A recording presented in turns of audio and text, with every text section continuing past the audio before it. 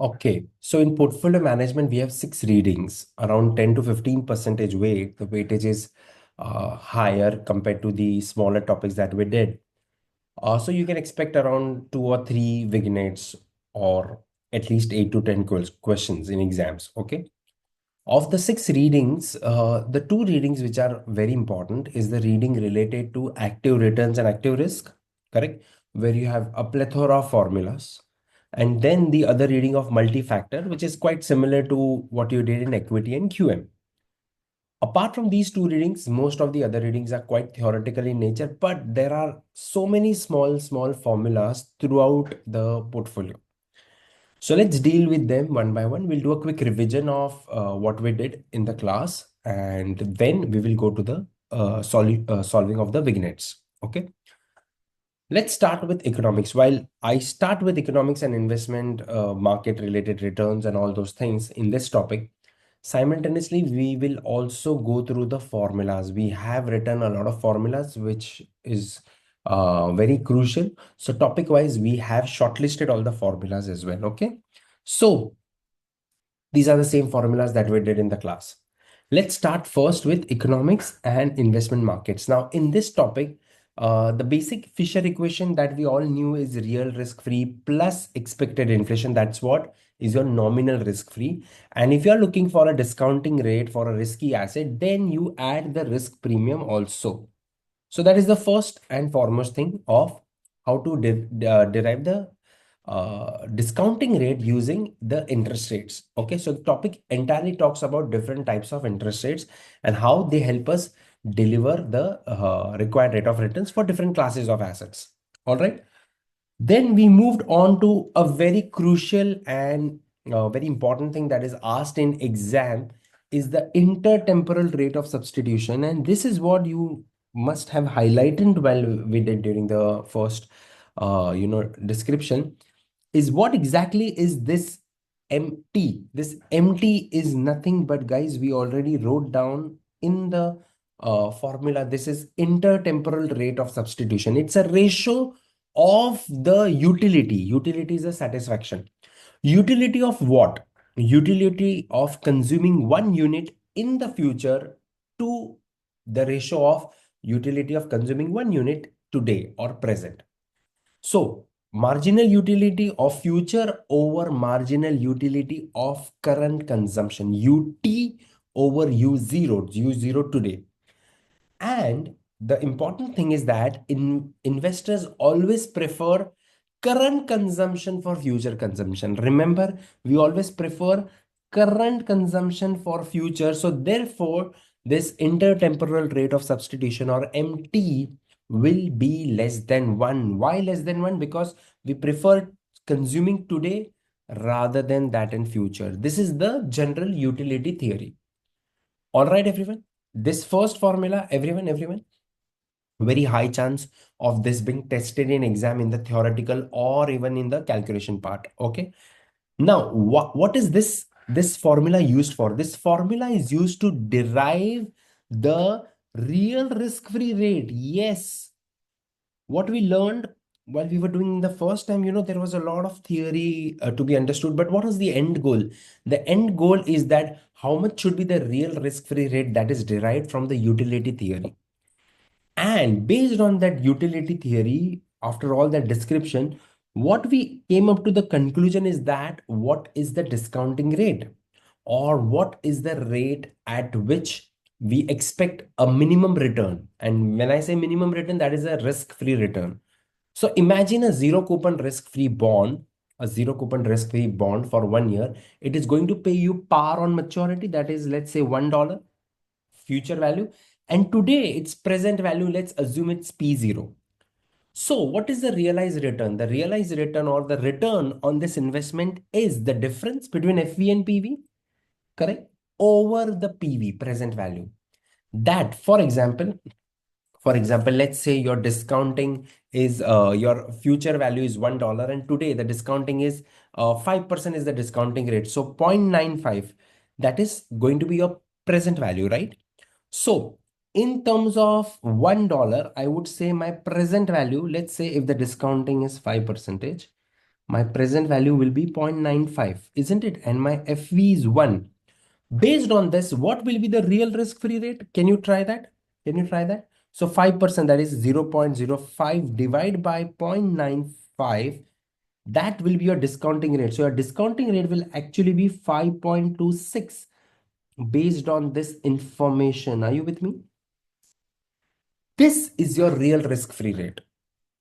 All right. This is your real risk-free rate. Well, this real risk-free rate is based on your discounting or the risk appetite here, which exactly is your, what is your your real risk-free rate? Your real risk-free rate is nothing but a discount rate on a zero coupon risk-free bond.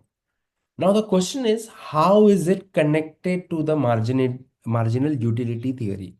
Now, in case of marginal, how this is exactly connected to marginal utility theory is that when I wanted to derive the real risk-free rate, what equation we got, if we break down this equation eventually turns up into the inverse of the marginal utility minus 1. So let's assume that the marginal utility of consuming today compared to that in the future. So currently compared to that in the future. So let's say this, if this is 1 and if this is 0.95. So we are giving more weightage to current consumption than future consumption.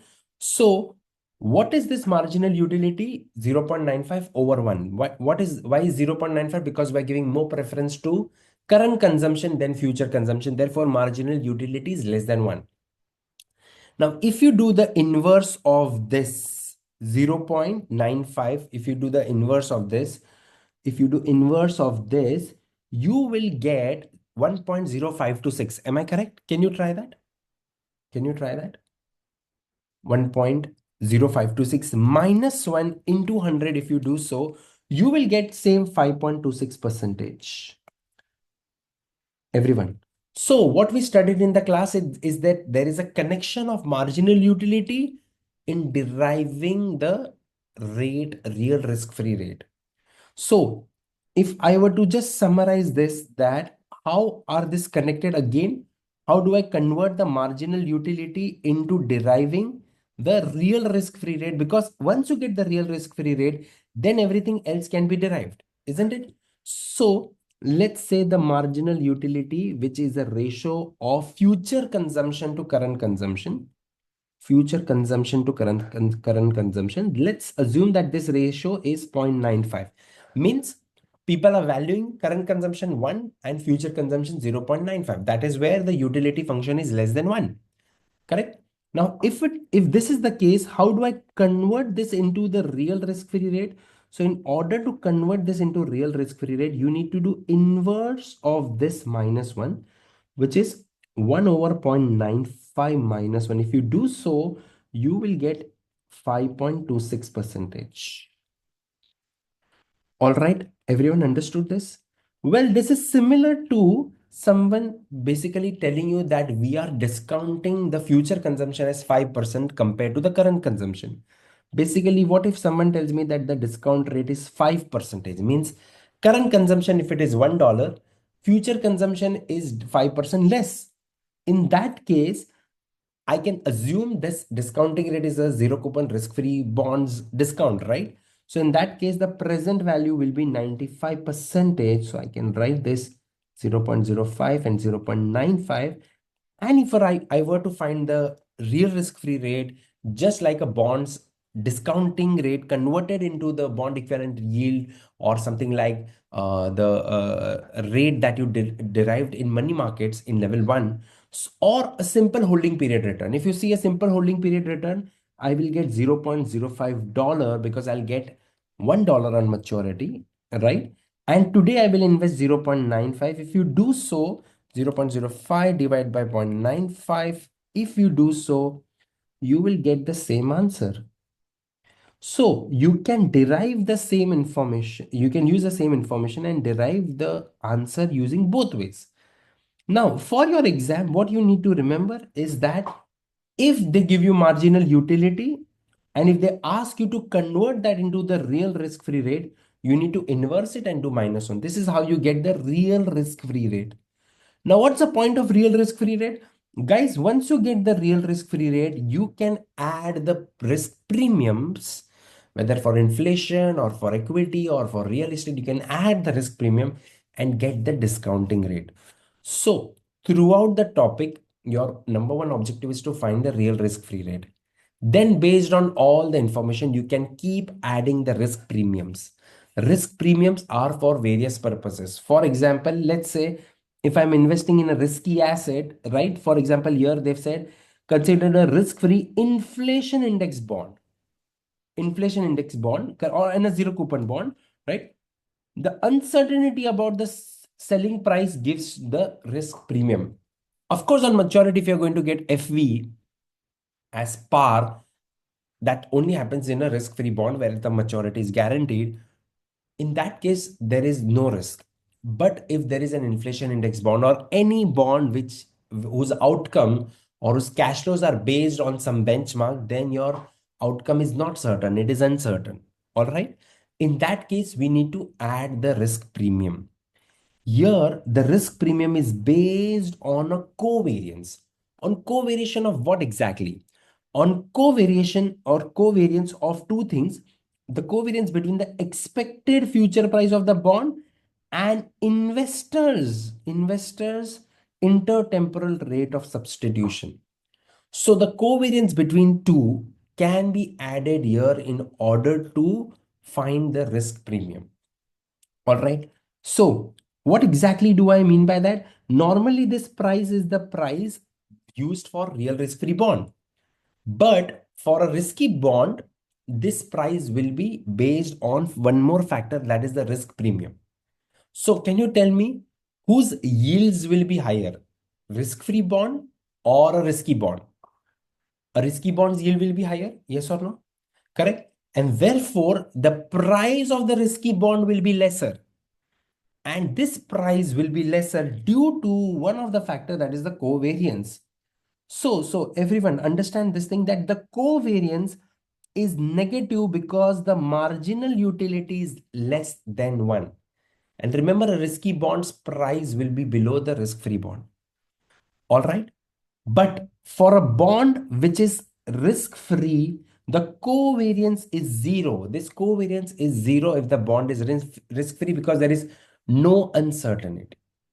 So based on the economic condition, there will be impact on marginal utility, and that marginal utility is due to the savings and the rate of interest, and that will help us understand that whether this covariance will be negative or 0, and accordingly the risk premium will be set up.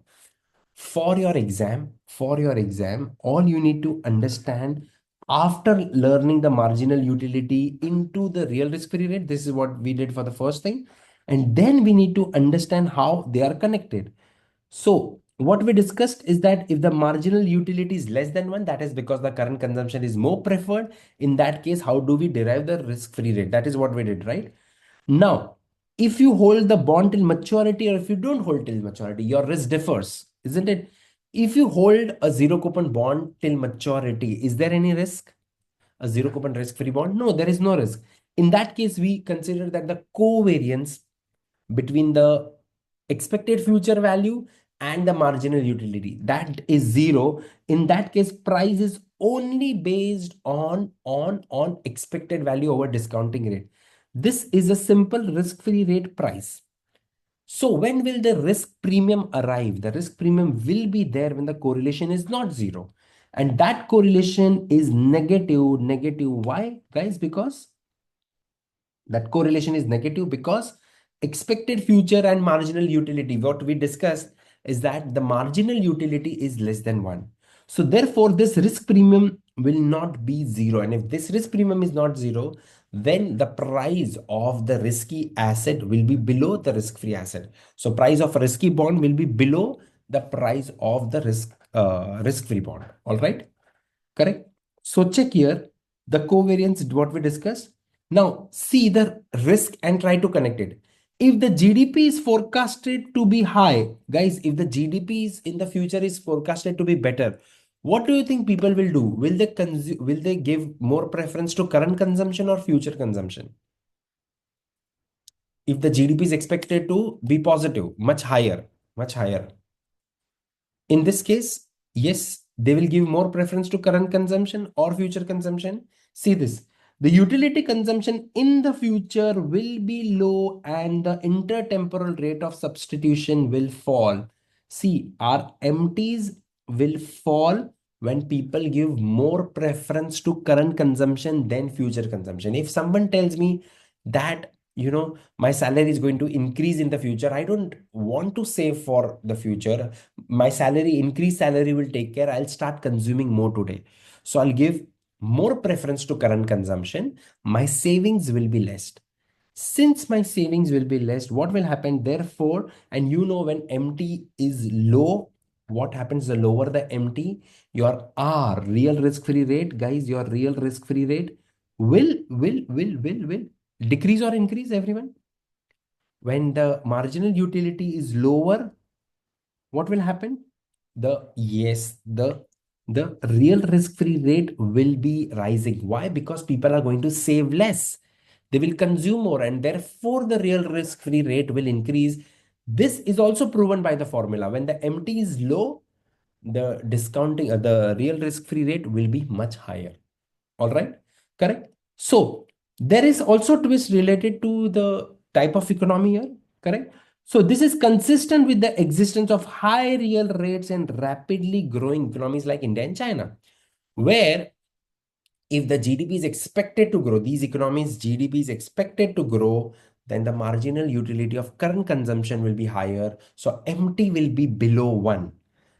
When that's the case, the real risk-free rate is also high. So interest rates are positively correlated with the expected volatility in GDP. Very important. This is very crucial. So higher the GDP growth rate is expected, the more will be the real risk-free rate for those economy, because people will prefer current consumption more over the future consumption. Is this idea clear, everyone? Correct. Now, utilizing this, what we can also do is that we can predict or we can forecast the short-term and long-term rates. So for risk-free security, there are only two components. One is that if it's a T-bill, the T-bill rates are nominal or real, everyone? The T-bill rates are nominal or real. The T-bill rates are check. They are not real. They are nominal risk-free rates. So they do include a compensation for inflation, all right? So when I am looking for a T-bill rate for short term, it will be real risk-free rate plus a compensation for inflation, expected inflation. But if it's a risky bond, there will be another thing which will be added. We add risk premium for uncertainty about the inflation. This is generally what we do for long-term bonds. For short-term, the inflation is quite in the expected range, isn't it? But for long-term, the inflation uncertainty also catches up. So if I'm looking for a risk for a discounting rate or the rate for a short-term bond or a long-term bond, then that differs. So for a short-term risk-free security, the uncertainty about inflation is negligible. Why? Because in the short run, the inflation doesn't change a lot. It stays in the range because of the monetary policy.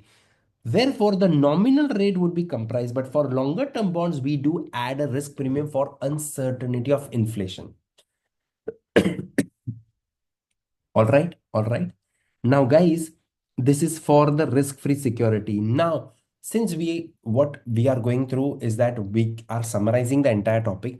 Before I go to the Taylor rule, where we are actually going to understand how much should be the expected returns, correct? But before we go to the Taylor rule, let me also make you understand what is the returns or expected returns, correct? Or nominal returns for corporate bond. What did we add extra into a corporate bond? We added the credit risk for a corporate bond. Understood? Then if I go to the same thing for equity, what extra did we add there, guys? additional risk of equity compared to a risky bond. And then if I look at for real estate, I add a premium for illiquidity also. Are you getting my point?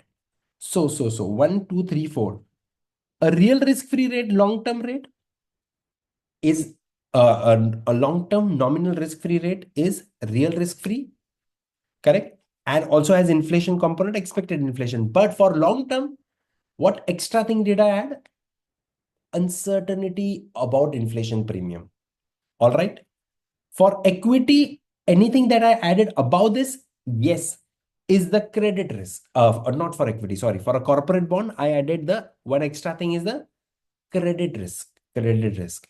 From risk-free to a risky bond, what we added is extra thing is a credit risk. But from bond to equity, I need to add the equity, additional equity risk premium. For example, for equity, I have to add the additional equity risk premium compared to the bond risk. And then for real estate, what we add additional thing is the illiquidity. Real estate has a liquidity issue. So we add for illiquidity premium. Understood all the four formulas? All right, all right, all right. This is what we need to understand before we go to the Taylor rule. Clear, everyone? So what all things are we adding? From real risk free to the no of from a real risk free to nominal risk free, we add expected inflation premium. For long term bonds, we add the uncertainty about the inflation premium. For corporate bonds, we add the credit risk. For equity, we add the additional risk on equity compared to the credit risky bond. For real estate, we add the illiquidity. So this way we keep on adding the premium to find the rate. All right. Correct, correct, correct.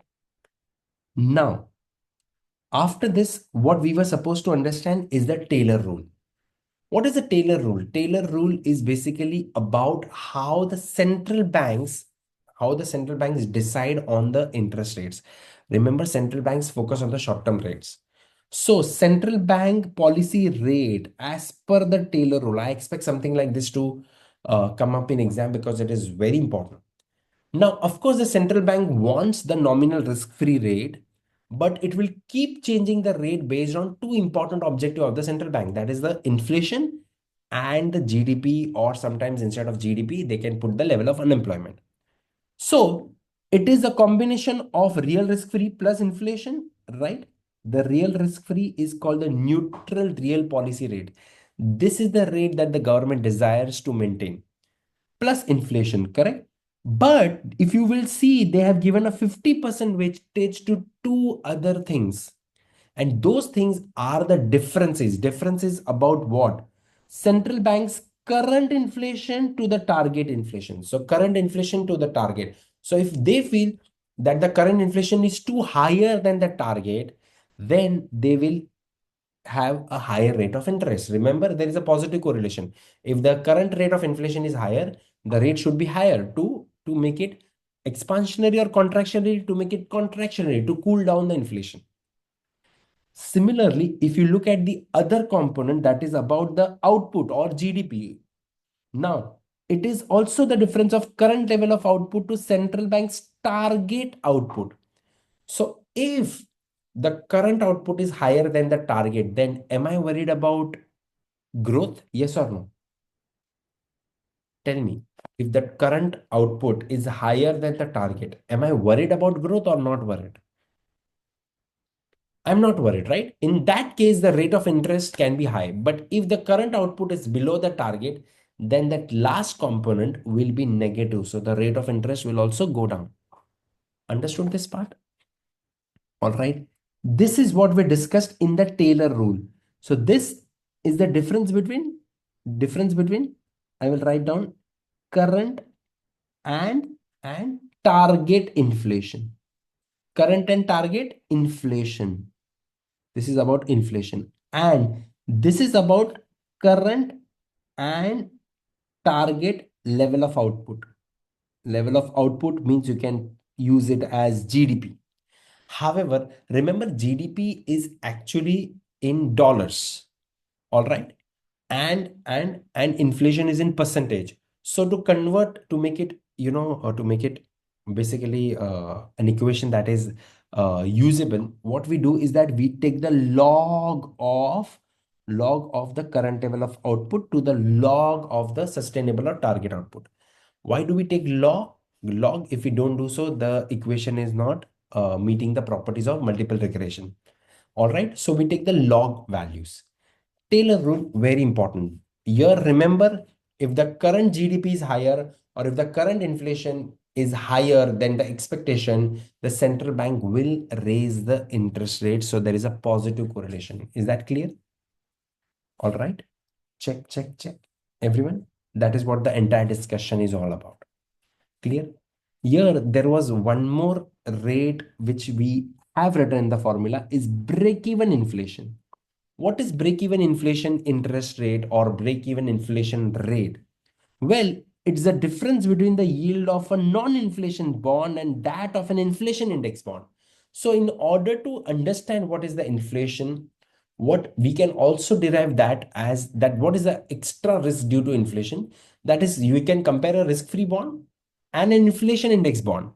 So the yield on non-inflation index bond will be higher compared to inflation index bond, and the difference should be only due to what? The difference should be only due to inflation, right? Correct, everyone? So yield on inflation index bond and non-inflation index bond. That for longer maturity, we already discussed that there is a component related to uncertainty about the inflation premium also, right? So when I say about break-even interest, it includes very important thing is composed of two elements, expected inflation and a risk premium for uncertainty in that inflation. So, in fact, the nominal rate that we derive composed of three things. Here, if you look at the long-term nominal rate, it composed of three things. Real risk-free rate, plus inflation, and plus the uncertainty about that inflation. Now, the expected inflation and uncertainty about inflation together is called my BEI. What is BEI? Break even inflation rate. Break even inflation rate. So it's a yield on a non-inflation index bond, which is higher than an inflation index bond. This two things, if I add it to the real risk-free rate, I get the long-term risk-free rate. Is that clear, everyone? Understood this concept that we did? All right. Check, check, check. Clear? Okay. Then what we did is that we kept on adding the additional risks, which we have already discussed.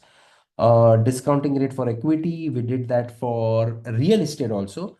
However, remember here, one more important thing is that between equity and real estate, we did some concept related to how sensitive are those stocks which are cyclical or those which are not cyclical, which we call as defensive or non-cyclical. So cyclical stocks are more sensitive and therefore they will have more risk compared to the defensive or non-cyclical stocks. All right, correct? Now, because of this cyclicality, the P multiples that I use, those P multiples are static. They are for that period, that is price over earnings. So if you use a static P multiple, then our judgment based on the valuation is not justified. It is not appropriate. So to do so, what we do here in this case is that we adjust. So what exactly we do? Remember this. If P ratios is above the historical, it could be that the index is overvalued. So generally what we conclude, we compare the P ratio with the historical or with the peers, and then we conclude whether it is under or overvalued. However, we need to understand that here the price is based on the actual price. If we use the Gordon's growth driven price is the justified P ratio. These P multiples are positively correlated with expected earnings growth rate, and payout ratio are negatively related with R. R is the discounting rate, and this R is what we just derived. This R is the combination of various things depending on what the asset class is.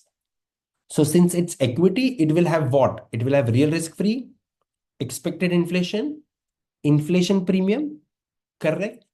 then it will have additional risk on what you have for a risky bond, that is the credit risk.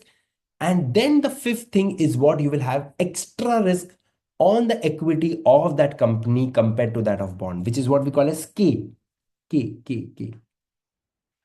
All of this put together will give you that discounting rate. All right. So remember this, as a result, equity risk premium declines during economic expansion and rises during recession. So equity risk premium, the more the risk will be during recessions. So the risk premium will increase and the PE ratio will fall. So during recession, understand the connection. Risk increases, so the risk premium increases, so the R increases, and therefore the P ratios fall. Hence, what people started doing it that instead of looking at a static P, we need to adjust the P for cyclicality. This is where came up something that is called Shiller's scape. Shiller's scape. This is also called cyclically adjusted P ratio. So this is what we wrote in the formula. It is in P ratio, we take price and earnings. So here, instead of taking a static price, what we take is the real inflation adjusted price. Instead of taking the nominal price, we take the inflation adjusted price. And in the denominator, instead of taking earnings for a particular year, what we do is that we take a 10-year moving average EPS. So basically, we are adjusting for the cyclicality. 10 year is a sufficient time period for any cycle. So this is Shiller's scape, which is also called cyclically adjusted PE ratios. All right. Then we already did the discounting rate for real estate. This is what the first topic was all about. All right. Understood, everyone? Check. Too many formulas. Most of the formulas are related to understanding what is going to be the discounting rate. Yes. Anyone has any questions in this point? Till this point? Check.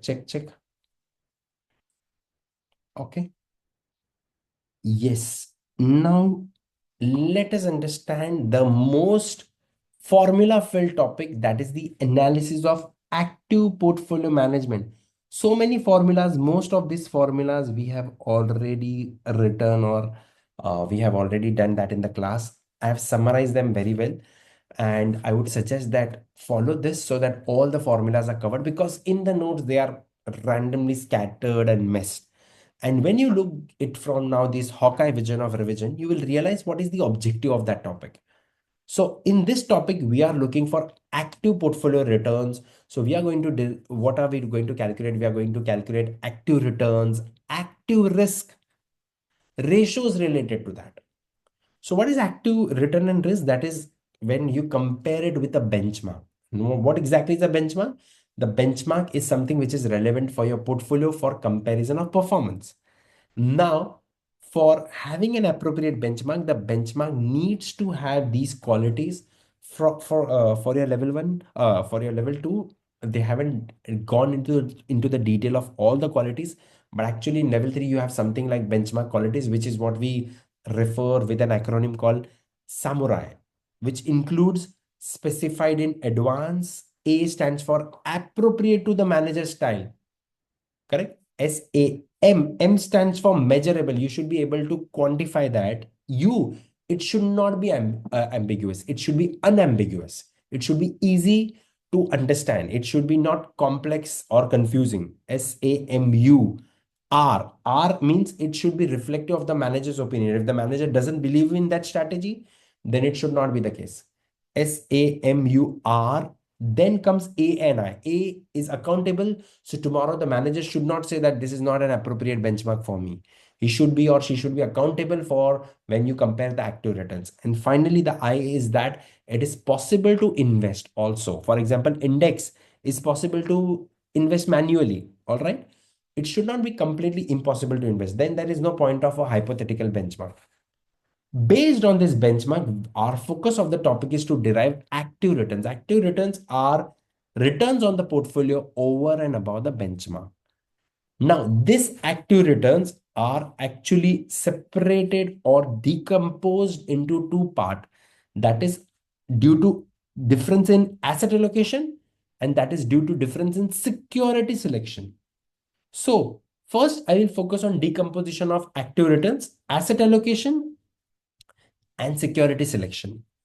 Asset allocation focuses on the differences of the weights. Means let's choose an asset class as US developed equity market or long,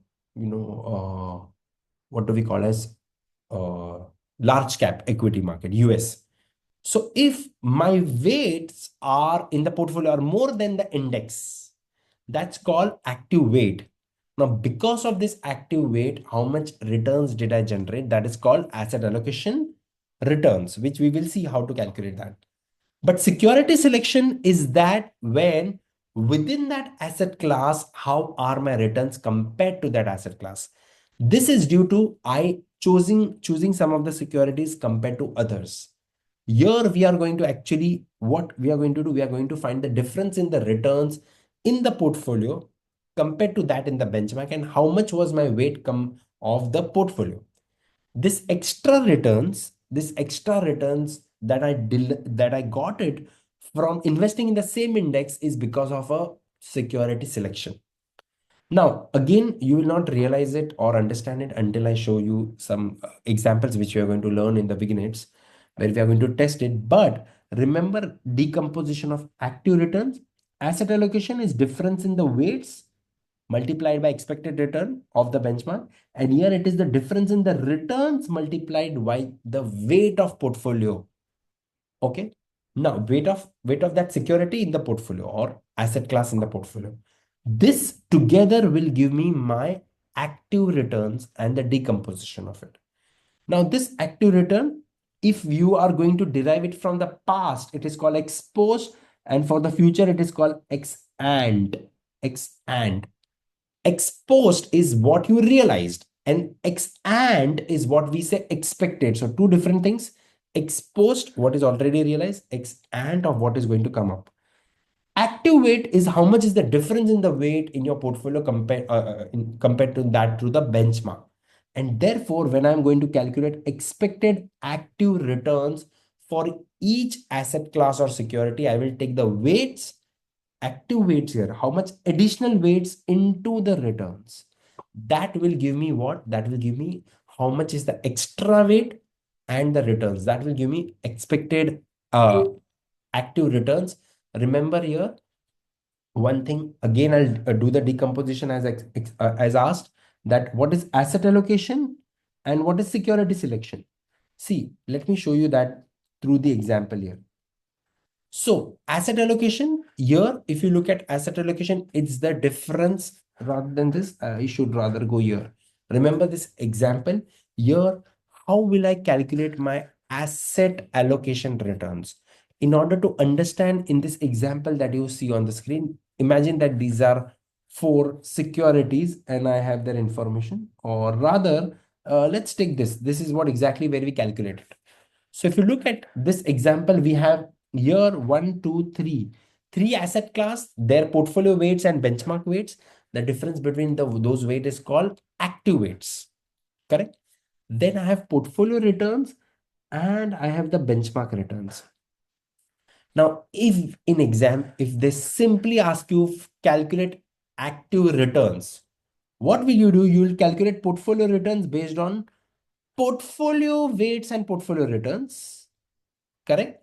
That will be our portfolio return based on actual weights and actual returns. Then you will calculate the same for benchmark using the benchmark weights and benchmark returns. And the difference is your active return. This is if they simply ask you active returns. But if they ask you to decompose that into asset allocation and security selection, remember for asset allocation, what are we trying to understand? How much is the difference in the weight?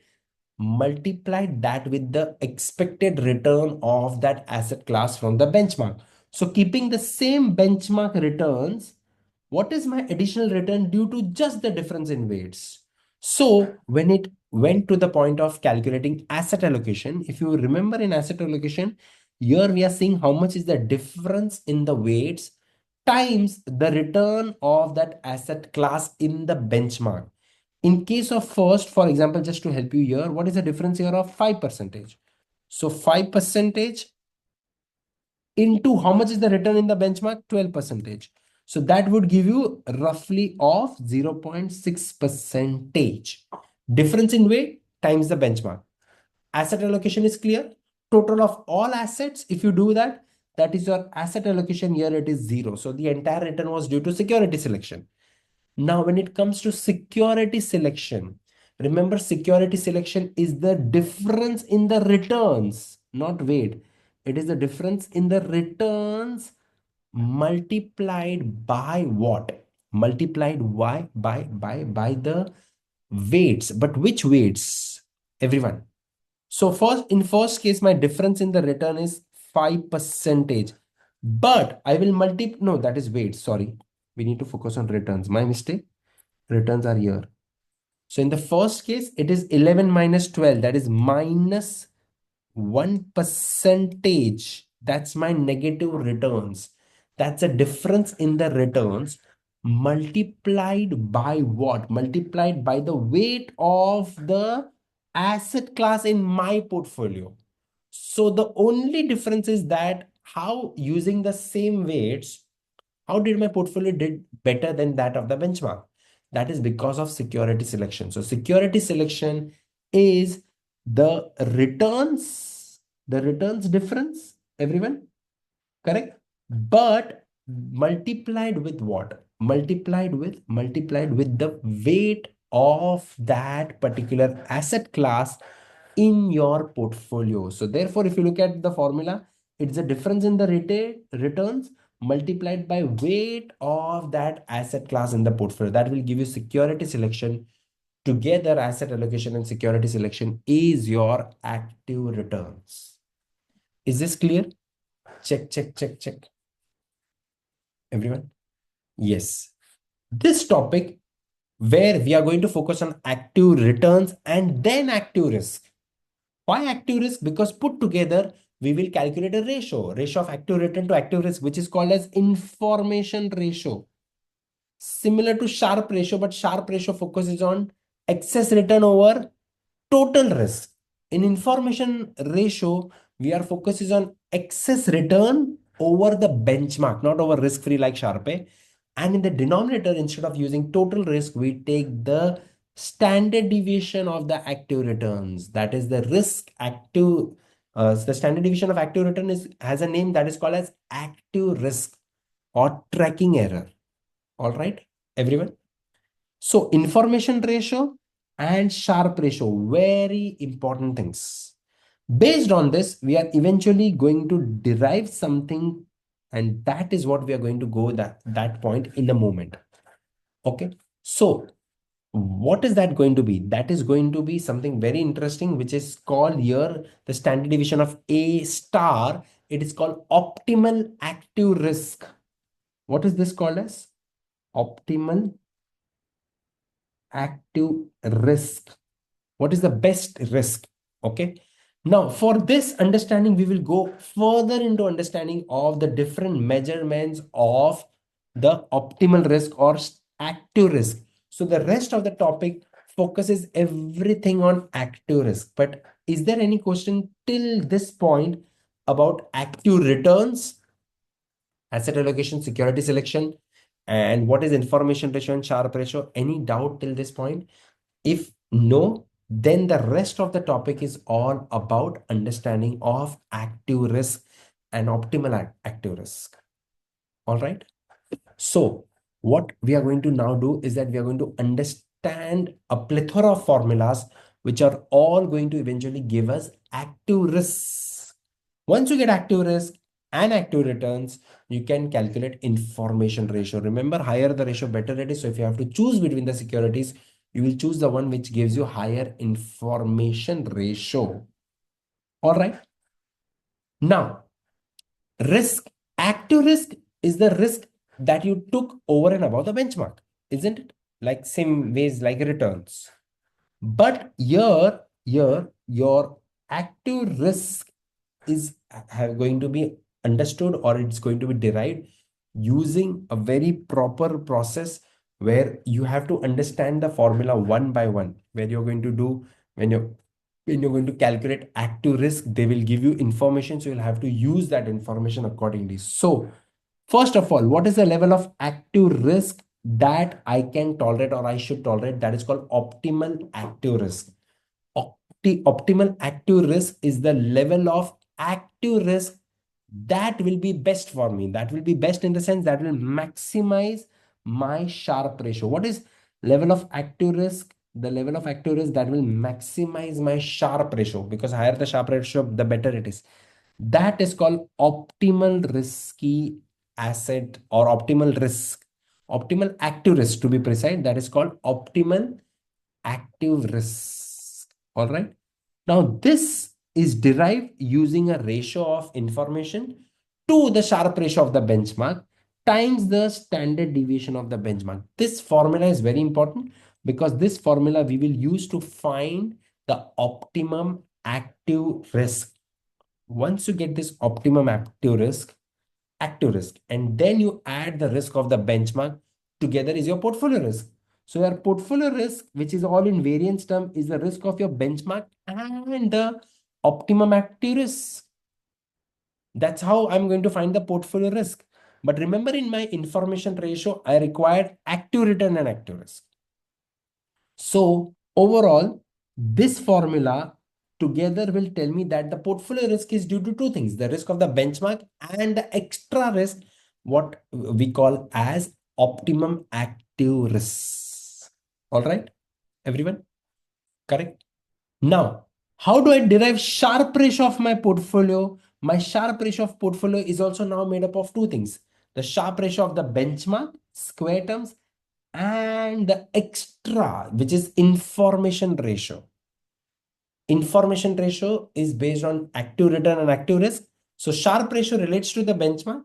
And if I add the information ratio all in square terms and then finally square root, will give me the Sharpe ratio of my portfolio. And further, now if I want to find my expected active returns, the returns that I might generate, okay, that expected active return, this is the most important formula. Your expected active return is information ratio times the optimum risk level or optimum active risk. Okay, remember this ratio, very crucial. Okay, this ratio is what we might utilize. All of this might sound confusing, but we will see there few more things put together. We will derive the Sharpe ratio. They might ask us Sharpe ratio. They might ask us optimum active risk. And later on, we might also be asked to calculate something based on Grignard rule. This is how we are going to derive the expected return. Here, we are going to take the Grignard rule into the consideration. So, what are we going to derive? We are going to derive the information ratio. Remember, information ratio is what? It's a ratio of active return to active risk. Clear? There's no doubt about it. It's a ratio of active return to active risk. But this information ratio can also be decomposed into three things. Information coefficient, transfer coefficient, and breadth. Yes. So information ratio now is decomposed into three things: information coefficient, transfer coefficient, and the breadth. Now, one by one, we will understand what is information coefficient, what is transfer coefficient, and so on. Okay, let us first understand what is information coefficient. It focuses on manager's skill. What exactly do I mean by manager skill? Means how much was the manager able to generate additional returns. And how will I get to know that? So how will I get to know that? There, the information coefficient is like a correlation. Correlation between what? Between the active returns and that were delivered and the forecasted active returns. So it's a correlation between the active returns that were realized and the forecasted. Do you want this correlation to be high or low? Do you want this correlation to be high or low? We want it to be very high, right? Correct? That's the information coefficient to be maximum 1. Transfer coefficient means basically the portfolio is constrained or unconstrained. What do you mean by the word constrained? Means restrictions. Remember here the transfer coefficient is 1. That means no constraint. No constraint means the transfer coefficient is 1. But if there are constraints, the transfer coefficient will be less than 1. If your transfer coefficient is 1, that is unconstrained, in that case, the information ratio will be maximum. The third thing is the breadth. What is the breadth about? Breadth is the number of independent active bets during a year. Okay. So this is the only data which is not in percentage. So therefore we do the square root of it. This will give me my information ratio. It's a decomposition of three things: IC, TC, and breadth square root. This is just a ratio, but if I multiply that with the standard deviation of active returns, that is active risk, then I get expected active return decomposition also. Very, very, very important formula. This is ex post performance management.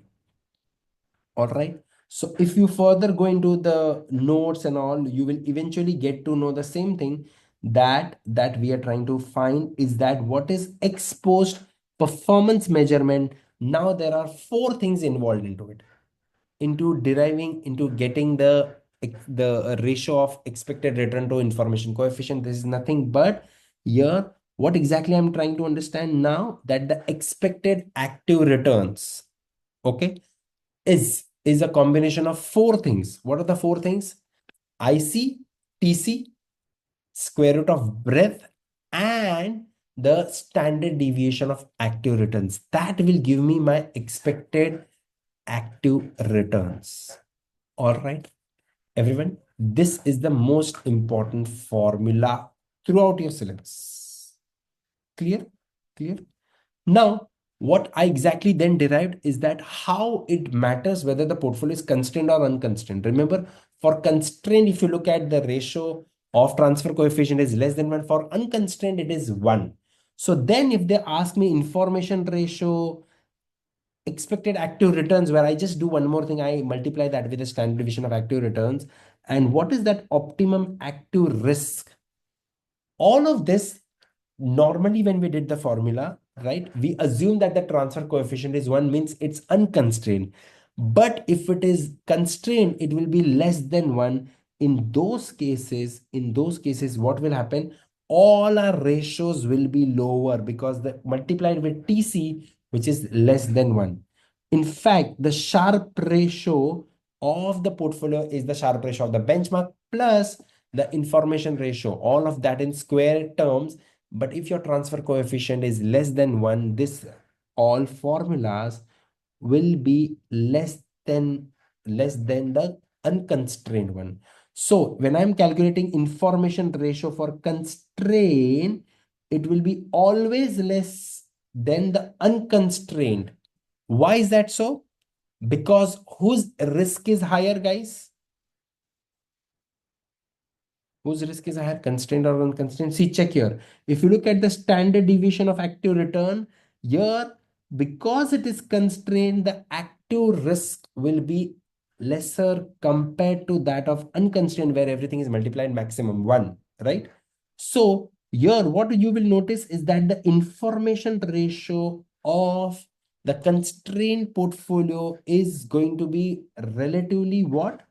Lesser. And that is why, because the active returns are higher, higher or lower, sorry, my mistake. The active returns and the active risk both are lower for a constrained portfolio compared to an unconstrained portfolio.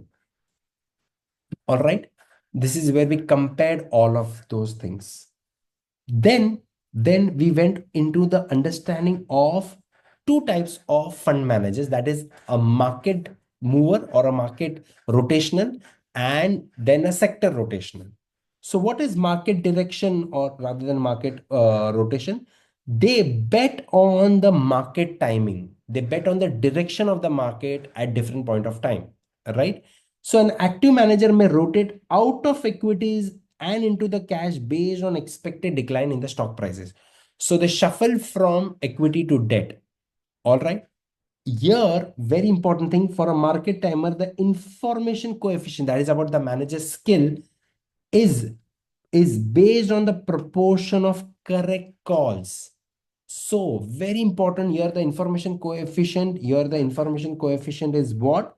This information coefficient, where is it? Yes. For a market timer is 2 into percentage of correct bets minus 1. Here, what if you had correct bets only 50% of the time?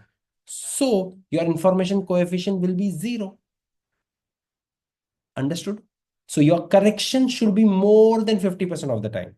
Okay, for example, if my corrections are 0.75, in correct bets are 75 into 2 minus 1, then my coefficient will be positive. So my correct bets should be, correct calls should be more than 50% for information coefficient to be positive. All right, correct. This is what we covered. Here, remember, when I'm looking for exposed, what exactly is my ratio? This is the ratio of active returns to information coefficient or active risk. Here, all the four components you will see present out here. But if I want to convert that into the actual might be different than the expectation. That extra is what is we call as due to the noise or due to the constraints. So if there are the active returns are different compared to that of what was expected, that is due to the constraint. All right, correct.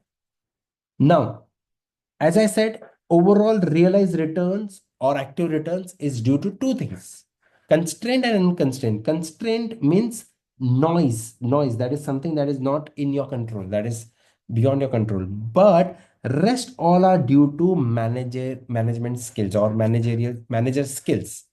Now, when I talk about manager skills, very important thing, what is this TC square or 1 minus TC square? Here that TC represents what? It is the variation in what? Variation in the coefficient. See, check here. Here, where is it? Where is it? Variation in the coefficient. I did this. Yes. Check out the noise, where this represents the expected value added and based on the skill, but the noise is due to the constraint. So the proportion of realized active variance due to the variation of the coefficient is this. The remaining is due to the constraint. So what proportion comes from constraint and unconstrained is clear. That is transfer coefficient square. Now, I have rarely seen this or heard this being tested, but for your reference, you should know that this represents 1 minus TC square. Transfer coefficient represents noise and transfer coefficient square represents manager's skill. All right, correct. Very less tested in exam.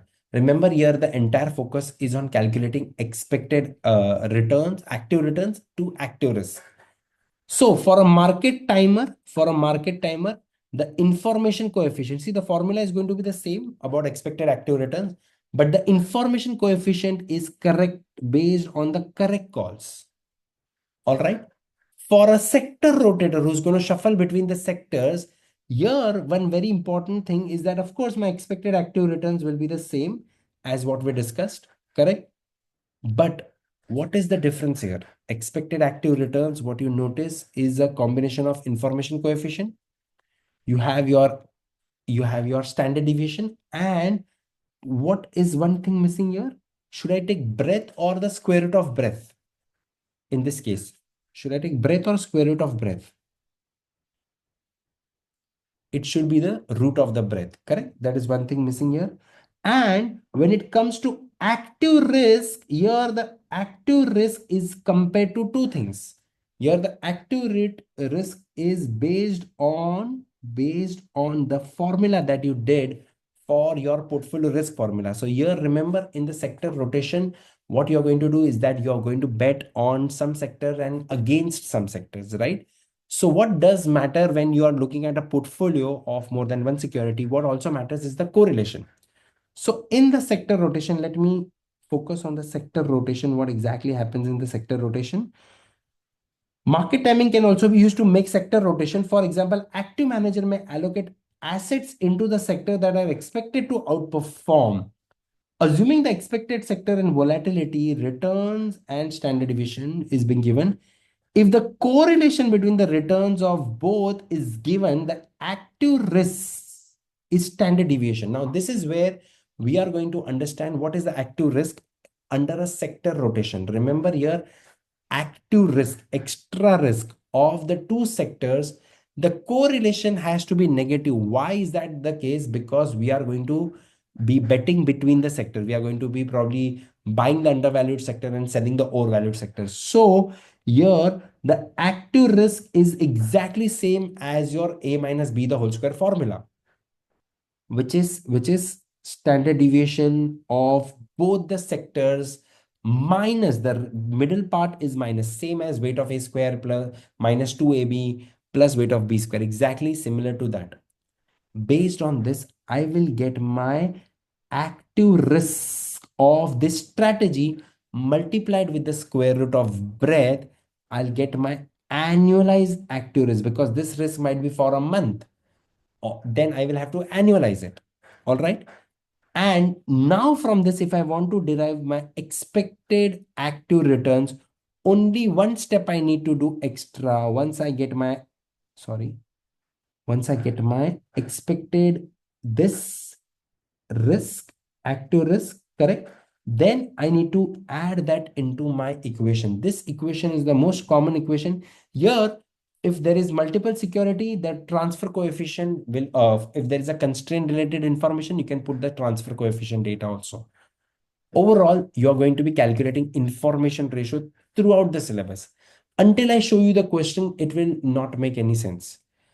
Also, remember one thing, in case if they ask you that is the breadth truly independent or not? In this case, for example, there might be many decisions, multiple decisions, but the problem is that they might not be truly independent. So for that, we are adjusting the breadth, that is n over 1 plus n minus 1 into r. Here the r plays a very crucial role. If the correlation is between those, if the correlation is 1, what will happen to the breadth? If the correlation between them is positive, the breadth will be maximum 1. The maximum breadth will be 1. But if the correlation does not exist between them, then the breadth will keep on increasing. So if there are 100 security, the breadth will be 100. So in what case it is truly independent? It is truly independent when the correlation amongst them is 0. But if it is not 0, then the breadth will be less. So for the breadth to be higher, to be independent decision, the correlation amongst those decisions should be 0. Remember, the correlation should be 0 for the breadth to be higher. If the breadth is higher, the expected active returns will also be higher. All right? Correct? Understood till this point?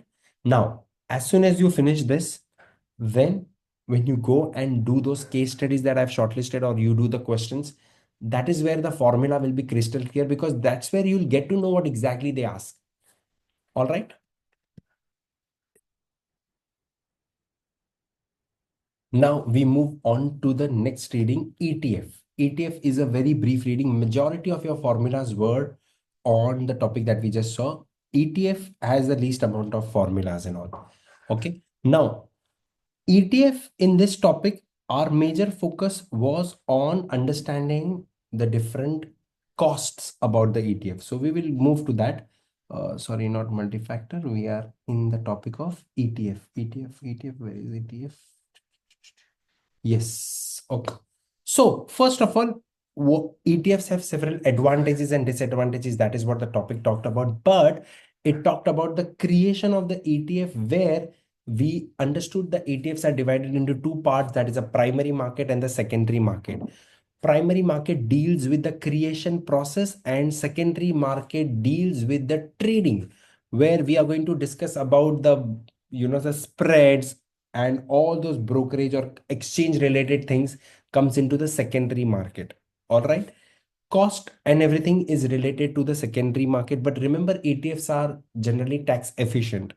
All right.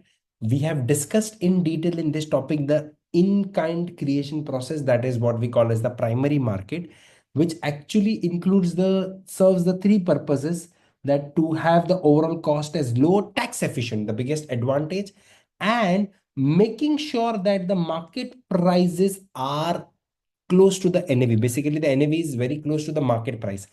If not, the exchange price of the ETF and NAV, if they both are not same, that creates a discount of premium. But it also creates an opportunity for arbitrageurs. That is an arbitrage gap. And what is this arbitrage gap? That if the market price is more than the NAV, if the market price of the ETF is more than the market price of the basket, or the ETF is more than the net asset value, correct? In this case, we realize that the ETF is overpriced. So we sell the ETF and buy the underlying, or buy the basket. Okay. So this is where, when the ETF is at premium, if the ETF is at discount, we do the opposite. We buy the ETF and sell the basket. Selling the basket is called redeeming. Buying the basket is called creating. All right. This is arbitrage gap. Very simple. Arbitrage gap generally won't exist forever, but there is a possibility because there is a timing difference, because exchange prices are traded throughout the day, but NAV is published at the closing, isn't it? So because of this timing difference, there might be an opportunity for arbitrage, which is called as arbitrage gap here. Also remember that when the ETFs are traded in the secondary market, do you get the delivery immediately? No, there is a delivery lag, which is due to what we say the settlement period, which is T+1, T+2, and different settlement periods. You do not have to memorize all these settlement periods. All right, correct? Correct. That is the common thing with any particular security. We've discussed about how the settlement and everything works differently for different markets. All right. Now, very important in this topic is that will the ETF deviate from the benchmark? No, ideally they should not. There should be very little tracking error, because ETFs, the general objective of ETF is to track the benchmark. However, any differences between the portfolio and the benchmark return is what we call as tracking error. Here, the tracking error or standard deviation of the difference, if it is daily, you need to annualize it. If it is monthly, you need to annualize it. So to annualize, we always multiply by the square root of T. Why? Because standard deviation is the root. All right. Now, why, if first of all, there will be very little tracking error, but if it is, what are the reasons? The reasons are that ETFs have fees, and this fees will reduce your returns. Plus the sampling compared to the basket, you are not going to buy the entire basket. So how the sampling is, it's never perfect, right? Sampling has biases. So because of sampling process, there might be slight deviation from the benchmark. Then foreign index ETFs, they invest not in the actual product, but in the depository receipts. So this can create an issue. Plus also the timing is an issue whenever it's investment from a forex fund. Because of this overnight timing issues, there will be some differences. Also, the index itself is going to rebalance and reorganize, so that will create a difference as well. And finally, there might be some regulatory requirements related to taxes differently for foreign investors and domestic investors. Therefore, there might be differences in the returns. Also, how the asset manager eventually works, or how the fund accounting practices are taken care, that will also create the differences. So there can be overall 7 reasons of the differences between the ETF returns and the basket returns. That is called the tracking error. All right. Now, the calculation part, apart from the discount or premium, what is the calculation part here related to? The calculation part is about finding the maximum spread. What is the spread? Spread is the difference between the ask and the bid price of the ETF on the exchange. All right. This spread, what the maximum spread should be. Now that decomposition of maximum spread is very crucial. Okay. So a market maker can offset an ETF transaction with either another counterparty in the secondary market, or via the creation redemption process. See, a market maker basically has to cover the ETF transaction cost and make profit also, right? Quoted spread, we are going to discuss what is a quoted spread. Depends on whether the dealer is reasonably assured of completing an offsetting trade in the future. Means whether I will get a proper trade on the other end when I sell it in the secondary market. That is what the quoted spread will be for.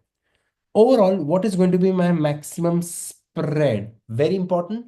What exactly is maximum spread? Here, remember the maximum spread. Spread is the difference between ask and bid. Is a combination of first creation plus creation or redemption fees and any other costs. These are cost of creating the ETF. Okay. The other costs are generally related to trading cost. Other cost, when I say other trading costs, okay, to create the basket. That is one cost that I need to cover. Second, I need to cover for spread on the underlying security. Remember, I need to buy this underlying security. And what if these underlying securities are not easy to buy? There is a liquidity. So that is the second cost. Third, there is a cost due to the timing difference that we discussed. So the risk premium due to carrying the trade, that is the timing difference. And the fourth is the profit margin desired by the trader. So that is here the normal profit margin. So here the one who is going to do the trading, the authorized participant, the one who is going to do the ETF creation, what is the normal profit margin? These are all the components that will increase your spread.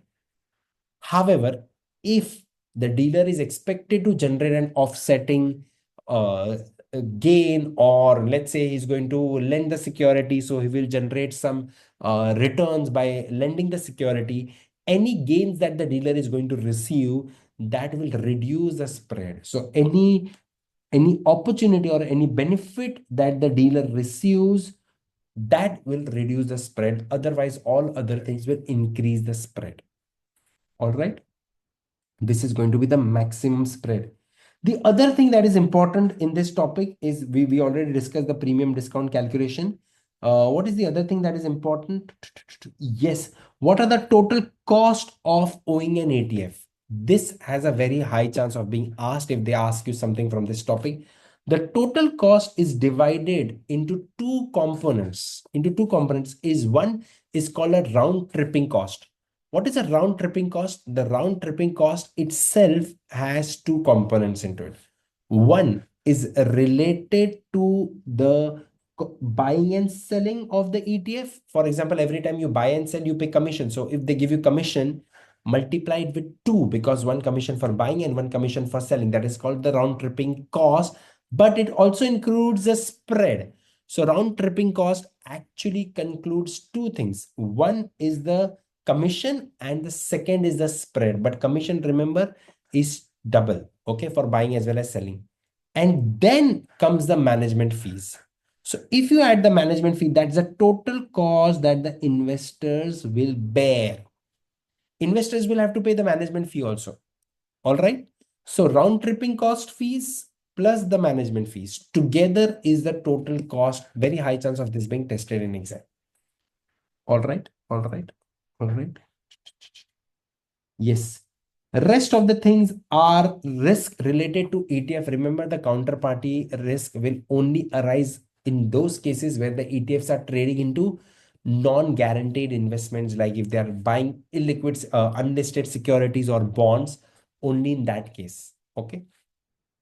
Settlement risk is due to the OTC derivative contracts. What if during the time of the settlement, what if here there comes an issue that there has to be some collateral to be posted? In that case, we'll face settlement risk. Security lending, when you lend your security to the short sellers, and what if the short seller defaults? Okay. Also, there is fund closure. Many of the funds are not successful. You see many funds closing due to competition, right? It's a business. So competition closes many funds, and many times your strategy gets exposed. So that creates also an additional risk. So that is expectation related risk. Many people think that they want to invest in ETF. They create an ETF and their strategies will work. But what if their complex strategies do not work? Then there is no point of having an ETF. Then people will go back to the very reliable ETF. So I had in the class discussed how a YouTuber who wanted to start an ETF and had to eventually shut down because of high costs. So ETFs is a very competitive stuff, all right? Because there are players who are running trillions of dollars of funds. So cost becomes very, very important element in the ETF, especially if you're going to benchmark an index which is already quite efficient. All right. So, what are the different usage of ETF where it is used for portfolio management, rebalancing, all those activities? These are the different elements, but efficient portfolio management includes how well you manage the ETF. And in this case, I wanted to discuss about this cash drag. What is cash drag? Remember, when you're making a fund, you cannot invest all the 100% of your fund in the ETF. Some amount you have to keep in cash for people to withdraw. All right, that lowers down your return. So how well you manage that, that's called, how efficiently you are going to manage this cash drag will be very important. Okay. Plus, while rebalancing the portfolio, you have to do it quickly so that the cost is minimized. Portfolio completion, basically to fill the gaps in the portfolio allocation. When I say gaps, due to manager turnover, one manager is exiting, another manager is coming in. So due to this, there might be some gaps in terms of the performance. So suppose that a manager moves out of small caps and investors seek continuous exposure to small caps. In this case, if the manager is not an expert in the other areas, so because of that, there will be gap in the performance. So this is called portfolio completion. Transition manager, a new manager might temporarily invest in an ETF. Why would he do so? Because he's not sure of the new manager who's going to take up the role, and he might take time basically to, execute the strategy. So for that period, the ETF have to be tactically, for that period, the investments are tactically kept in an ETF. So you at least get the benchmark returns. All right. These are the various ways of efficiently managing the ETF. What else do we need to discuss? Yes. What is a smart beta approach? So smart beta is a combination of, remember, active and passive approach. All right. That is called as smart beta, or also called as factor ETF. They are not completely passive, neither completely active, like a core satellite approach. All right. Correct, correct, correct.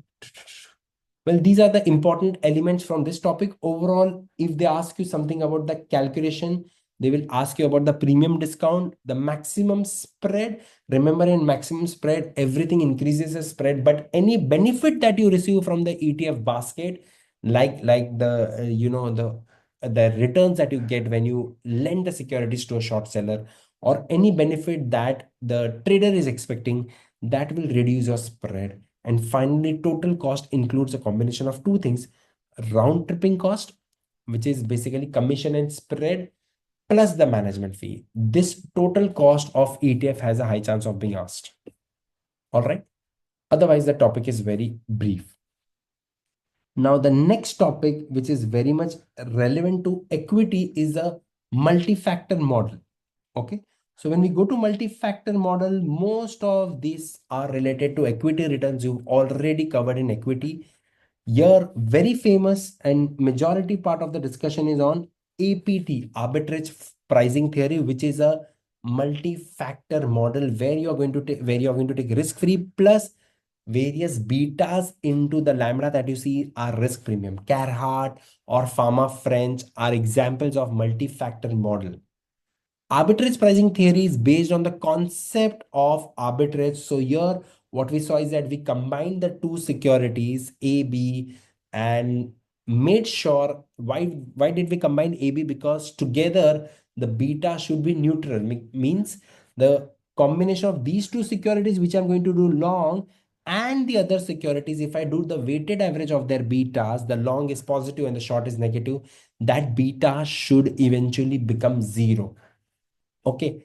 At that beta, I will check which portfolio one, which is a combination of A and B, or portfolio two, which combination, portfolio two, which is of security C. Which combination gives me higher return? I will buy one, I will send another. That is called arbitrage. So here, based on that concept, what we derive is the multi-factor model. So in this case, what we did is that we got the beta of the portfolio. That beta D is portfolio D is a combination of A and B. So we matched it with C in such a manner that their betas are same. So that combined beta of long and short position, if we combine them, the long and the short, the beta will be 0. And based on the 0 beta, whichever portfolio gives higher return is what we long and the other is what we short. That is a common arbitrage pricing theory. For your exam, you are not required more to understand this. You are required to find the expected return using the multi-factor model, which is risk-free plus beta into the factor risk premium. This is the most important formula for your exam. So risk-free plus beta into the risk premium. This has a high chance of being tested up in exam. All right, everyone. Correct. Now, to find when we are going to do multi-factor models here, these factor models are macroeconomic, fundamental, or statistical. Statistical are rarely used. Macroeconomic fundamentals are based on surprises, the difference between the realized and the expected value of a macroeconomic variable like GDP, interest rate, inflation, unemployment. Fundamental factors, on the other end, are based on the company fundamentals like P ratio, market cap, size, basically leverage, or growth rates related to that particular company. So these are based on company specific factors. We will learn macroeconomic models and fundamental models. Macroeconomic models, if you see here, one of the macroeconomic model, a two-factor macroeconomic here is based on GDP, and the other component that you see here is the GDP sensitive. First is the GDP, and then there is a credit quality spread. So GDP is systematic risk. Credit spread is due to the unsystematic risk. All right. So any surprise in those factors, that is going to be the factor risk premium. Remember, factor risk premium is the surprise. What is surprise? Surprise basically is how much is the difference between the realized and the expected value. That is called surprise here. All right. So surprise in GDP and credit quality spread. When I say surprise in GDP, it is due to the difference in what people expected the GDPs and compare that with the actual. Correct? Now here the error is due to the unsystematic risk, something that the two factors cannot capture. That is called the error, the residual. All right. Now in exam, they will give you either fundamental or macroeconomic factors. All you need to do is that you need to take that with the risk free and get the expected returns. Here we are deriving the return for an asset, but we need to understand what is the minor difference here. If you check the macroeconomic factor model, it actually starts with expected returns plus the sensitivity. So here it's not actually risk free. Unlike APT model, which starts with risk-free plus beta into the risk premium, here it actually starts with expected return plus some minimum return you expect, and then you additionally expect because of the surprise. So expected return plus the sensitivity of surprises, that is going to be the return of an asset under the macroeconomic model. So under the macroeconomic model, actually starts with expected return. Remember this. But in a fundamental model, we don't start with expected returns. Yes. In a fundamental model, if you notice, where is it? Macroeconomic model, right? And then comes the fundamental model. In fundamental models, here the A stands for intercept. And then you have the B, the betas and the factors. But here the factors are which factors, guys? The fundamental factors like the size, the value, etc. Okay. Now these sensitivities are called as standardized sensitivities. What is standardized sensitivities? Sensitivities in most fundamental factor model are derived from the regression slope, from the equation, same like the z values, actual minus expected over standard deviation. Here we take the standardized beta. For example, for beta for P will be PE minus the expected P over the standard deviation of PE. This is what we call a standardized sensitivity, like Z statistic. Okay, that is the big difference when it comes to fundamental model versus macro model. Apart from the first difference, that there it in the fundamental model here we start with intercept. Generally, when there is no surprise, what is the minimum return? That is intercept.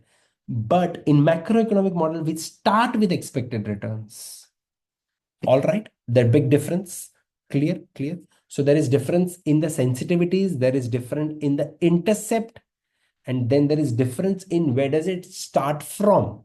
Okay, so here the sensitivities are related to the macroeconomic surprises in the macroeconomic model, correct? And in the fundamental model, the sensitivities are called standardized sensitivities. Clear, clear. All right, this difference. We talk about this difference, that there is a difference in the beta, there is difference in the factors, and then there is difference in the intercept. Very big difference is the intercept difference. All right, this is the difference between fundamental and macroeconomic model. In exam, you will not find statistical model related any calculations. The rest of the topic discussed about active return, active risk, which you've already covered, right? Security selection return and all. Remember here, active return is a combination of two things. That is asset allocation and security selection, correct? So active return is the difference between the managed portfolio and its benchmark. We all know this, correct?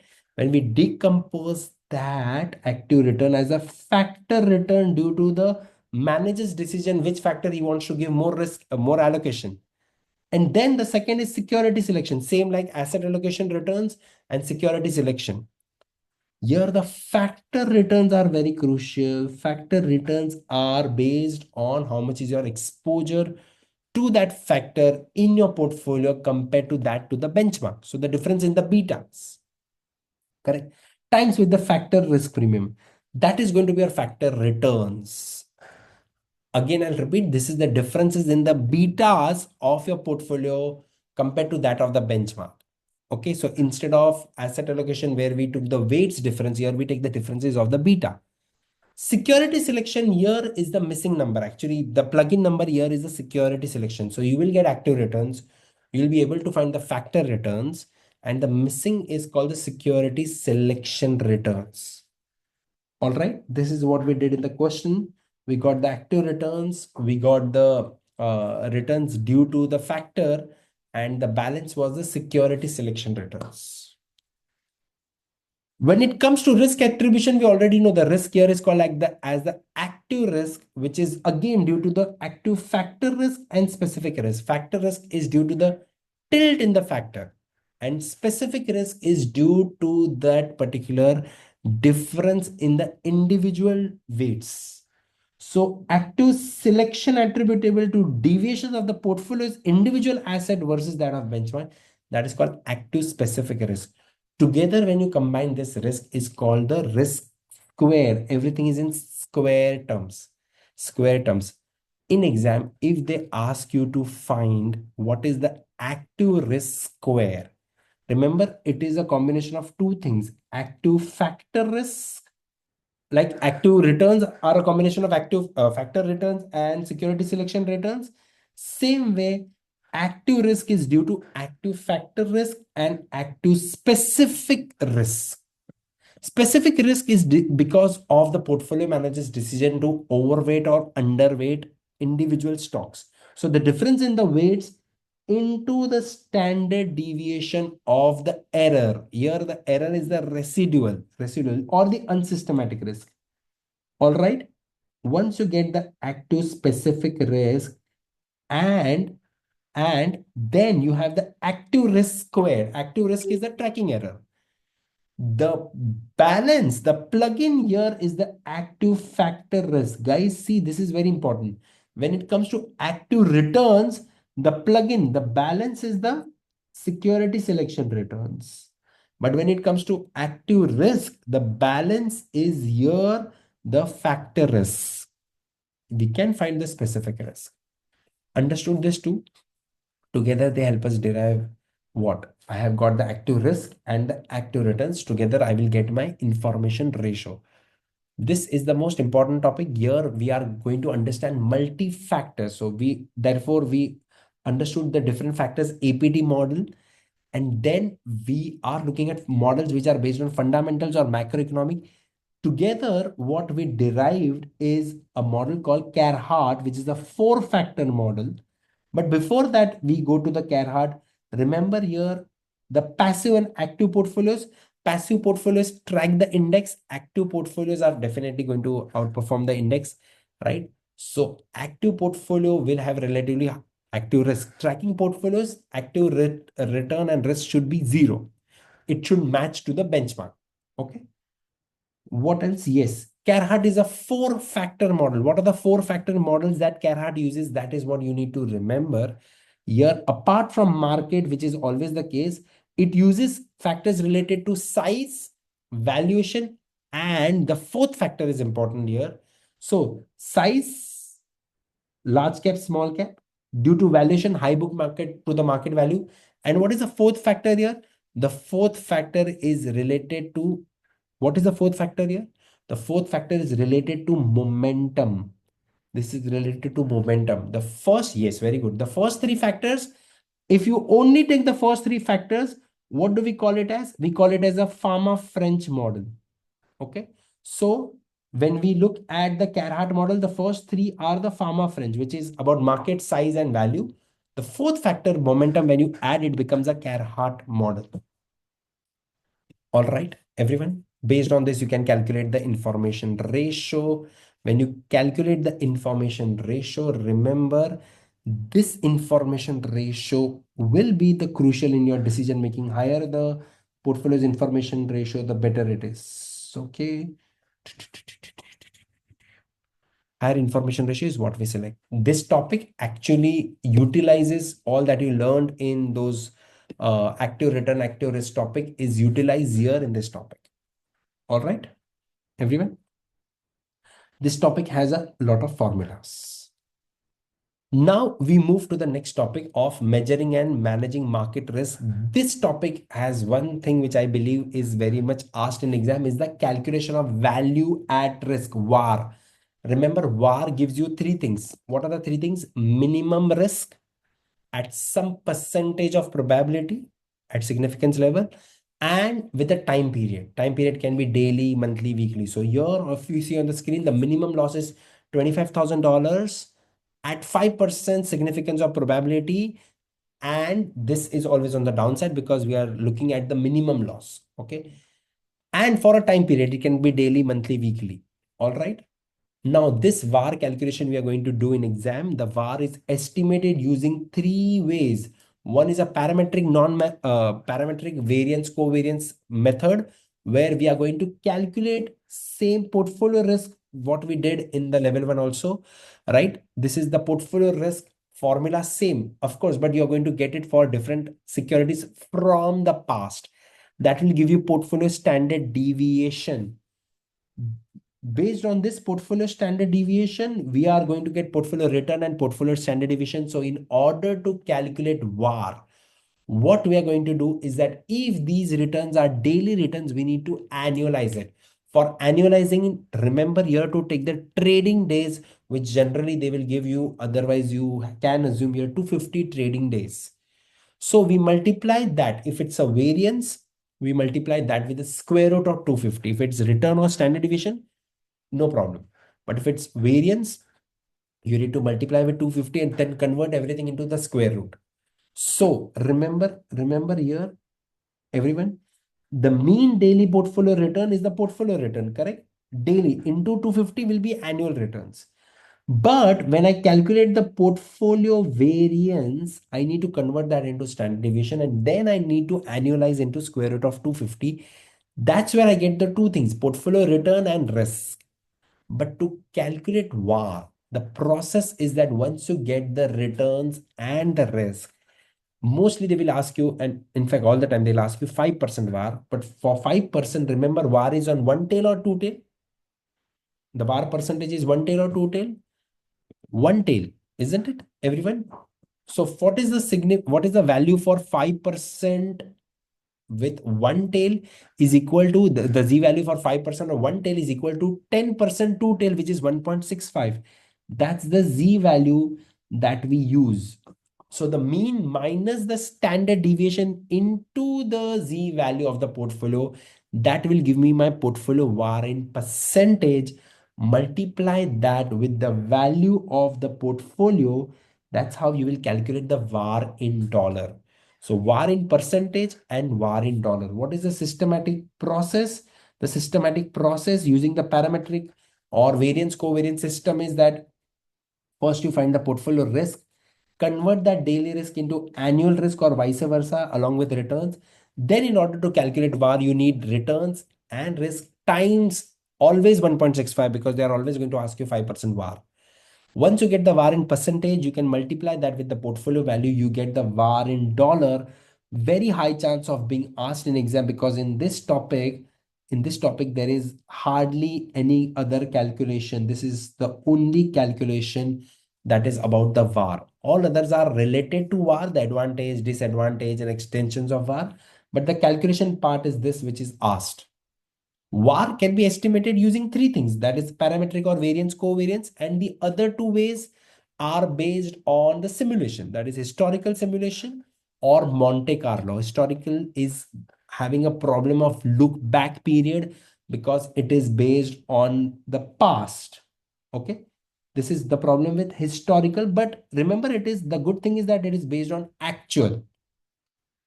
Compare that with the Monte Carlo simulation. It can take into consideration any particular scenarios, including those which have not happened, but there is a problem of GIGO, garbage in, garbage out. The more in illogical or inaccurate your assumptions are, the more illogical or inaccurate your output will be. Just remember about this. Then we talked about the advantages and disadvantages of VAR. Majorly, VAR is used in risk management for complex strategies, but also used to allocate the risk. That is what we call as risk budgeting. This measurement of this calculation of VAR can be verified by backtesting also. VAR is used in complex derivative strategies also, but it has several limitations. VAR assumes a low estimate of what does var exactly assume. Var, if it is based on historical information, it will have the same issues as the historical simulation, right? Also, the biggest issue with var is that it assumes normal distribution. That is the biggest issue. And the third issue is that var does not take liquidity into consideration. That will increase the risk. So var actually overestimates the benefit and underestimates the risk. It overestimates the diversification benefit, underestimates the risk. This is the biggest issue of the VAR. Okay. VAR is actually used to focus on the downside risk and extreme negative outcomes on an average. But remember, during market turmoil, this risk can go beyond hand. Okay. So the extreme risk on the right tail, for that, we need to go beyond a normal VAR, that is called extensions of VAR, of which first we understood the conditional VAR. Conditional VAR is what? Conditional VAR is what is the weighted average of the losses in the tail. The starting point of the loss is VAR, but the weighted average of all the losses in the tail is called conditional VAR. It is expected tail loss. Along with that, we understood the IVR, MVR, or relative VAR. IVR is incremental VAR for any percentage. So, for example, if I increase the risk by 5%, how much is the VAR? How much is the extra in the VAR? That is called incremental VAR. But sometimes we want to compare that for every 1%. That's called marginal VAR. So, every 1% increase in the risk, how much that increases the VAR, that is called marginal VAR. Marginal VAR is for fixed 1%. X and tracking error or relative VAR is the difference between the VAR of your portfolio compared to that of the benchmark. So it is the difference between the return on the portfolio and that on the benchmark. That is called relative VAR. Same like active returns, relative VAR is the difference between basically your portfolio and your your benchmark. Understood, everyone? That is relative VAR, relative VAR, relative VAR, relative VAR. Okay. Then the topic talked majorly about sensitivity and scenario analysis. Remember, sensitivity is change in a single factor, change in multiple factors together is scenario analysis. There was something that we discussed here, historical and hypothetical scenarios, same like historical will take actual, hypothetical will take any assumptions, right? Stress test is where you're going to understand the effect of an extreme factor on the portfolio. And reverse stress testing is also there. What is reverse stress testing? Where exactly it is? Did not discuss reverse stress testing. Reverse have stress testing and stress testing also we had, right? Sensitivity, where exactly it is?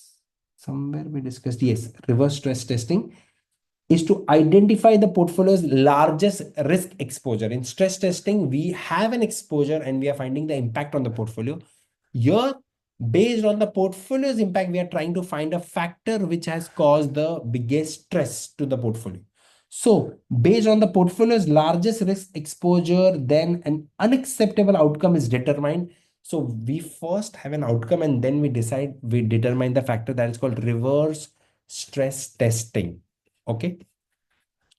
In between, I forgot to discuss that what are the different risk measurements for different asset class. For equity, we have beta or standard deviation. If you look at total risk, for fixed income, it is duration and convexity. For option, there is delta, gamma, theta, vega, and so many, right? Here, delta is the change in the option due to the underlying asset. Gamma is a second order derivative change in the delta, and vega is a measure of sensitivity of option prices to volatility. Put together, you can find the change in any option. Delta, gamma, convexity, so half of gamma, and then you can add vega. All of this can give you the change in the call price. Don't expect a calculation related question based on that, but they might ask you that what are the risk factors affecting individual securities. Okay. And then we were discussing scenarios, sensitivity analysis, and so on. What are the advantages and limitations that you can go through? And finally, the topic talked about what are the different risk measurements used for different industry. For example, for bank, we use anything which is related to asset liability mismatch. For banks, VAR or conditional VAR is extremely important. And along with that, we use scenario and stress testing. Also, many of these are compulsorily what the banks have to do as a part of the regulation. Those who are only long only asset managers, they are focused on active risk and active returns. Okay. Those who are in hedge funds, they use several strategies. For them, extreme risk can be based on VAR, but remember, VAR assumes normal distribution, so that might not be sufficient. So you have to look for non-normal risk measurements like maximum drawdown. All right, this is common for hedge funds because of their extreme risk. Defined benefit pension funds, they have a plan asset and a plan liability. So they always want the plan assets to be more than the obligation that they have to pay. So here, all the risk measurements are for the surplus. How much is the surplus at the risk? Because if the surplus reduces, the fund will have to infuse more funds. So negative surplus is bad. Positive surplus means the fund doesn't have to, the company doesn't have to put more funds. Negative surplus can create a liquidity issue. Properties and casualty insurance or life insurances, they have claims to be paid, correct? So they get regular premiums, isn't it? So the premiums are at how much is the risk of basically the claims coming up. That is what is very crucial here. What if there is a natural disaster coming up altogether? So in that extreme risk, which is very common for property and casualty insurance, after COVID, even life insurance faced those risks, right? So able to measure that. For this, you can use VAR or capital at risk measurements, or conditional VAR also can be used. So these are the different risk measurements that you use for different types of businesses. All right. Then the topic talk about risk. Yes, this point was very important. What are the constraints that will lead it, that will make it difficult for you to manage a portfolio? So there are some constraints that are put into the portfolio, and these constraints will do what exactly? They constraints are restrictions, right?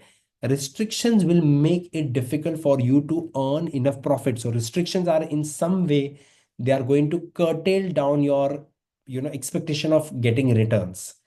So what are these different types of restrictions? The restrictions can be risk budgeting, right? It determines what is the maximum acceptable level of risk, right? This is where maximum allowable percentage of var can be put up on different sections. So that is called risk budgeting. Some have position limits, maximum exposure you can take up to a position. Scenario limits are limits on expected loss given a scenario that will cut down on the position also. Stop loss limit is what exactly is that the portfolio exposure will be reduced if it hits a stop loss. Here there is something else called as a more complex type of stop loss, is that is what is common in hedge fund, is when the value of a benchmark falls, then there might be a stop loss triggered on the portfolio so that the portfolio doesn't face extreme event. This is also called portfolio insurance.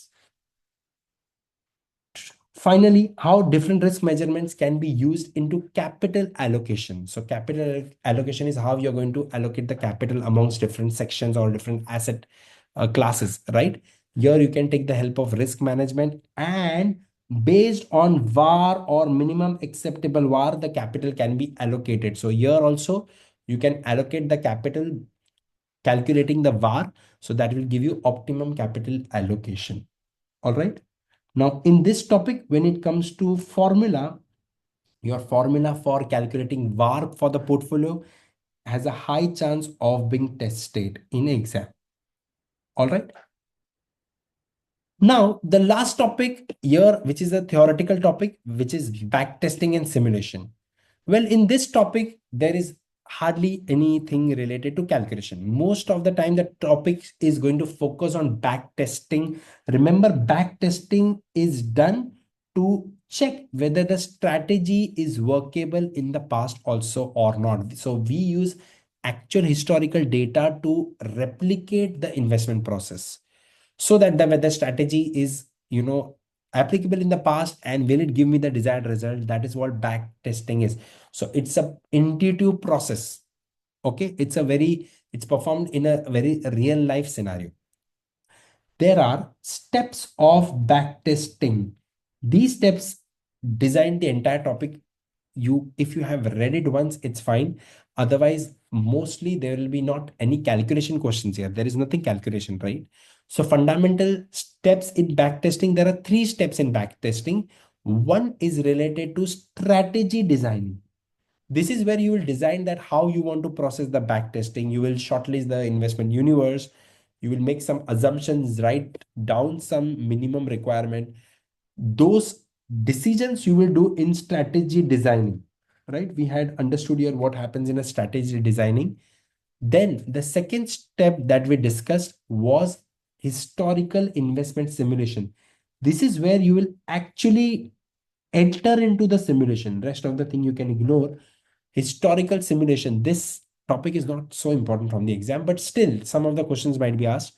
So in the historical investment simulation, what we are going to do, we are going to learn how the simulation actually takes place. Here what is more important is rolling window back testing. Rolling window back testing is also called, what is it also called, check here. The investor will use a walk forward or rolling window where you will take the rolling returns. So I had shown in the class how the rolling returns are taken into consideration for this period. Then you skip one in the front and add one more in the next. This way you find the rolling returns. Understood? This is very important. This is under step 2. And the last step is analyzing your backtesting. Analyzing your backtesting, here we compared our backtesting with portfolios.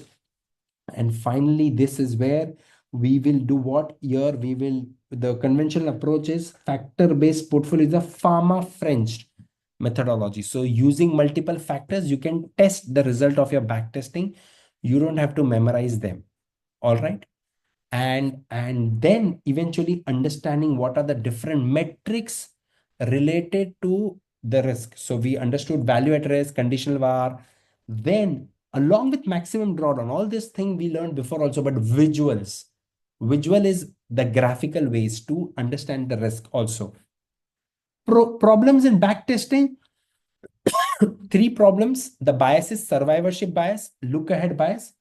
Both are almost same. Both basically means that you're not looking at the data appropriately. Survivorship will only take into consideration those are surviving data. Look ahead will be the problem which creates a reporting lag where you are taking the data which is not available on that point. Majorly, the example that we discussed was price to book value ratio, because the price is today, the book value will be published later. Data snooping bias creates type 1 error. Data snooping bias is where the analyst is trying different models to prove his point. That is called data snooping bias. All right. Which is also called p hacking. Sometimes it is called p hacking. All right. This creates type 1 error. Remember, type 1 error is rejecting a true null. You're constantly trying to reject a null. That is type 1 error. All right. This is data snooping bias. Then again, this topic talked about the scenarios and sensitivity analysis. All of that you can probably read it once or you can skip it because it's repetitive. Historical and Monte Carlo simulation that was repeated in this topic. And all those things, most of those things are repeated. So you can skip simulation, historical, Monte Carlo, sensitivity analysis. You can just go through that. And here is how to perform a simulation. What are the steps? This probably you can go through because this is relatively easier and there is a possibility of that might be asked. What is one important step apart from how to choose a target market and variables? Select the number of trials. You can take the computer's technique here of Monte Carlo simulation and help, computer's help. Specify distribution for each key variable. Here you can choose any distribution, normal, log normal, or non-normal. We can also take tail dependence and correlation between variables into account. What is tail dependence here? Tail dependence. Did we discuss about tail dependence?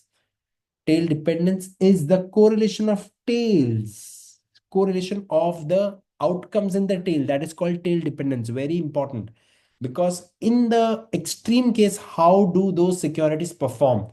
That extreme or out the outliers, that correlation of the outliers of the securities is called tail dependence. Okay. Draw n number of n random variables for each key variable. That is fine. Okay. And keep on repeating the process. This is basically the steps of simulation. You can just go through once. You don't have to memorize all the steps. Just remember here the tail dependence. It measures what? The correlation. Correlation between what? The tails of x and y, the two random variables. That is called tail dependence. All right. All right. All right. That's it. You can calculate the ratios related to that. The ratios are the same. That's all you need to know. Do not spend too much of your time into the last topic. The most important, basically, the formulas that you have in the initial four topics is more important than the last topic. All right. Perfect. This is your summary of the portfolio, a very lengthy topic actually, and all topics are quite independent, to be honest enough. So until what we do is that until what we do the vignettes, you will not get an idea of how to match up all. But I would recommend to take a print of this formula or write it yourself so that you keep it in front of you while you solve it. Of course, with the second or third revision, what will happen that you will realize that they are interconnected. They are probably the same thing. You need to catch the difference. What is the difference between Fama French, Carhart, APT model? What is the difference between active return, active risk, or optimum active risk? These minor differences you need to. All right. So let's deal with, we are done with this revision. Now we will move ahead with solving the vignettes.